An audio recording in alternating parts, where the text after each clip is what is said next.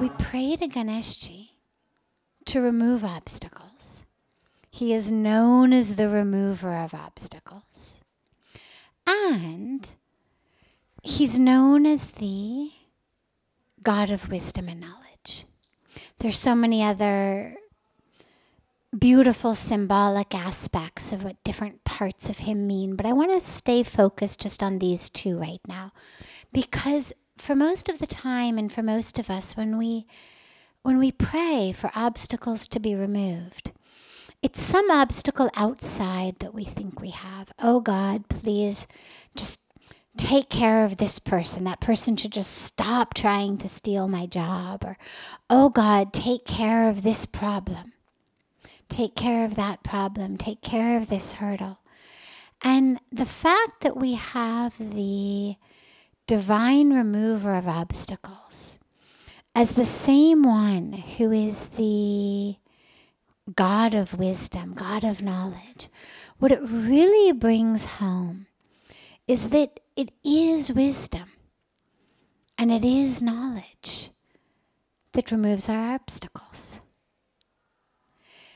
which leads us to realize that it's our own ignorance, our own lack of wisdom and knowledge that creates the obstacles, or that makes them obstacles. Not that we've put the boulder in the road, not that we've put that person there, but that has turned whatever the situation is from just being a situation to being an obstacle. And this is what we do so frequently, and it's a really beautiful and auspicious time as we're celebrating Ganeshji. So we're dancing and singing and worshiping Ganeshji, and people's homes are now filled with Ganeshji, to really ask ourselves, what ignorance is it in me that creates obstacles? What area is it in my life that seems like an obstacle?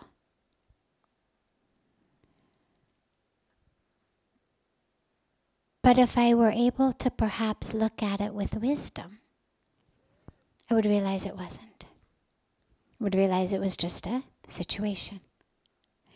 That which makes something an obstacle, of course, is when we want it out of the way. I mean, literally, an obstacle on our path. This thing is blocking me.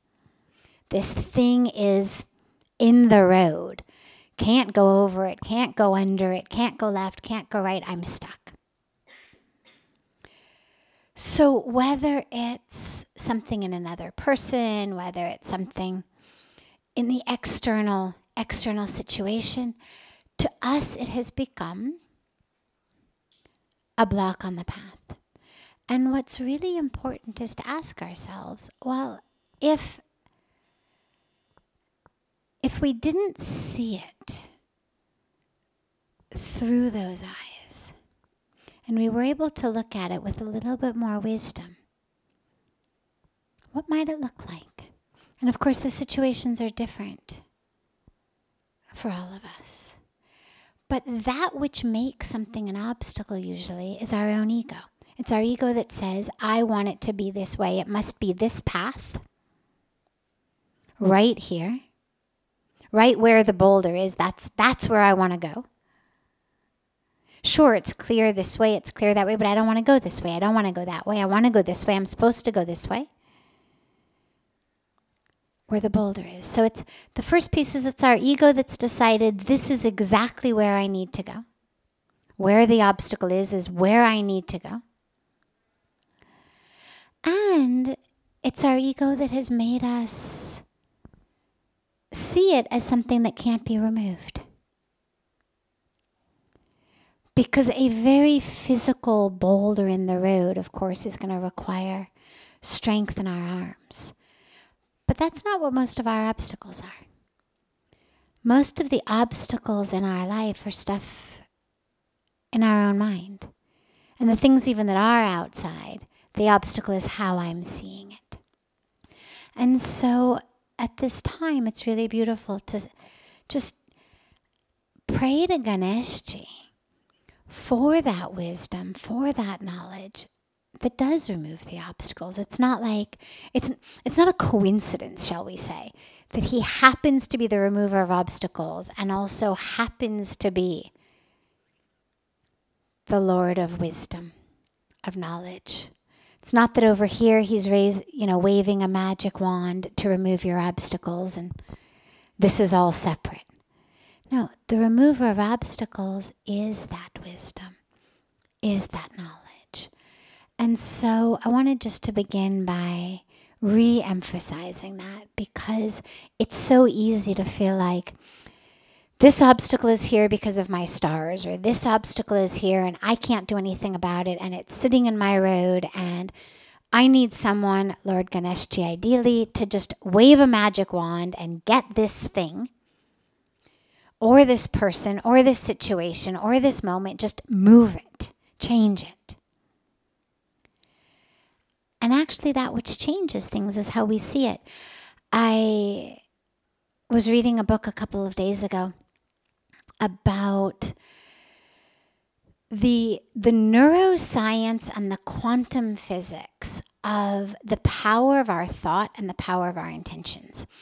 But in it, I won't go into that, I could do that all night, but in it, it was speaking about something that I knew, but she gave it an even more detail, which is what quantum physics is now calling the observer effect.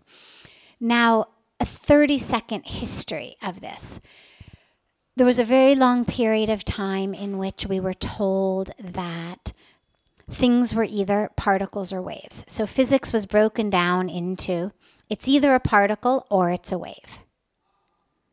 It's light, it's sound, it's energy, it's a wave, it's matter, it's particle.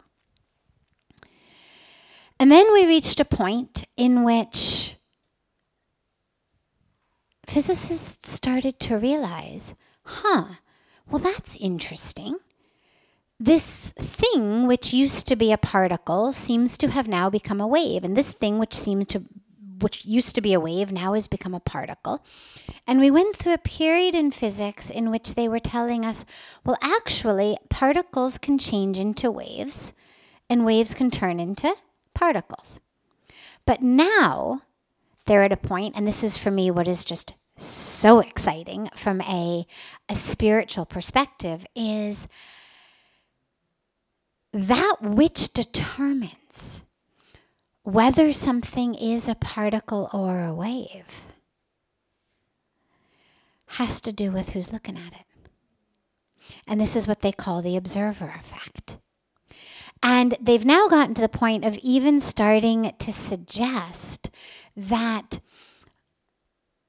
the stuff in the universe, the micro stuff of the, or nano, I guess you should say, stuff of the universe, is neither a particle nor a wave, nor is anything, until enough people look at it and see it, and then it starts to coalesce.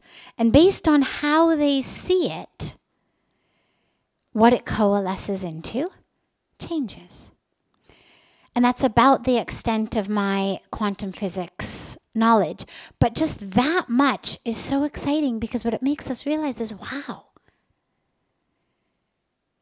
here the saints and the sages have told us for thousands of years, you create your own world. It's been a bit co-opted by the New Age movement these days and a little bit warped. And so most of us look at it the way it's currently being taught and say, I don't quite think so. But when you get back to the real basics of it, when you get back to the fundamental aspects of spirituality and the fundamental science, what you realize is, wow, we do. Not quite in the way that the New Age world is telling us, that if I just meditate on money, I'm going to open my eyes and there's going to be a mountain of money. I'm going to somehow manifest a pile of money.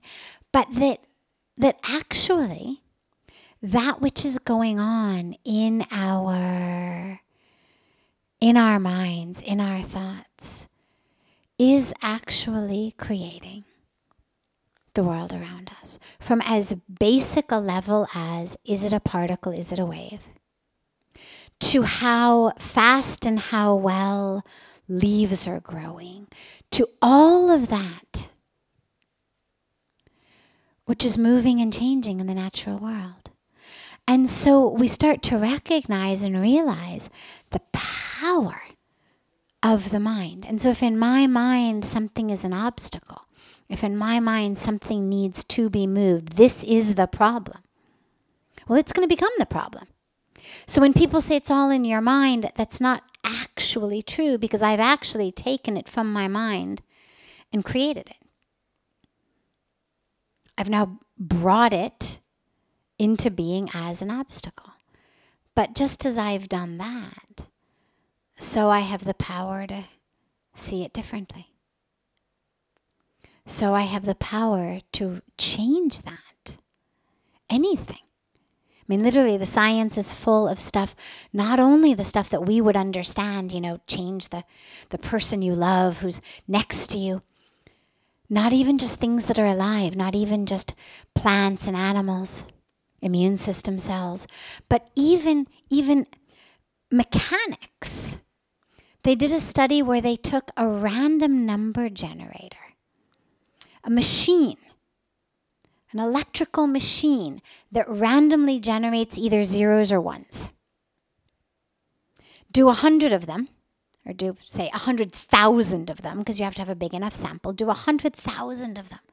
You're going to get 50,000 zeros and 50,000 ones. That's how the machine generates them. But when they actually took people and had them sit and absolutely envision very strongly with lots of focus, either a 0 or a 1, they actually were able, in a statistically significant way, in a way that cannot be written off by chance, to change what number the machines gave off. That suddenly they started giving off, if we were all thinking zeros, instead of giving 50% zeros, 50% ones, it wasn't that it would now give 100% zeros, but if we were all now thinking zeros, the percentage of zeros would increase over the percentage of ones in a statistically significant way. It no longer was random. It no longer was 50-50. Now, if the power of our thought, they weren't touching the machines. In some cases, they weren't even near the machines. They were seeing just pictures of them. I mean, the science is phenomenally exciting. And this is stuff coming out of places like Princeton, like Ivy League universities in America. It's not coming out of just places named, Paranormal Institute of some city you've never heard of, but top-notch universities. And so when we think really about obstacles in our life and we feel so stuck by them, whether they're things in the present or things in the past, almost always that which has us stuck in the present is from the past anyway. We've brought in those patterns. But we really have the power to change them by the power of thought. But what they found was that it had to be focused thought. It had to be people who were able to really meditate and focus and have a concentrated intention. And so the groups, for example, who were best able to make it happen were groups who were already meditators. They could train others, but they had to go through a little bit of a training period because, as we know, most of us, when we sit down to meditate or think about anything, our mind wanders. So all it required to work was the ability to really focus. 10 minutes, that was it. All of these studies, 10 minutes. If for 10 minutes you can hold a focused intention, it's not me, it's not the scriptures, it's now science telling us this has the power to change everything. And so obstacles become challenges. Instead of being something that it's a matter of who's going to remove this for me, it becomes a matter of how can I see it differently? How can I use the power that I have? Not, psychokinesis, can I get it out of the road? Can I make the rock levitate and, move back up the mountain? But can I use the power of my thought to help me recognize it's no longer an obstacle? Can I use the power of my focus, of my intention, of my thought to see freedom and opportunity and other paths in this situation? If this one is blocked, well, there must be others. And that's the power we have. So at this time of Ganesh Chaturthi, as we look on obstacles we have that we want Ganeshji to remove, well, okay, fortunately we have Ganeshji. By all means, pray to him, love him. But rather than just praying for him to do the magic wand thing, if we pray to him for that wisdom, that intelligence, to really help us, then instead of our life just being one obstacle after another, we'll suddenly actually really be able to see the path.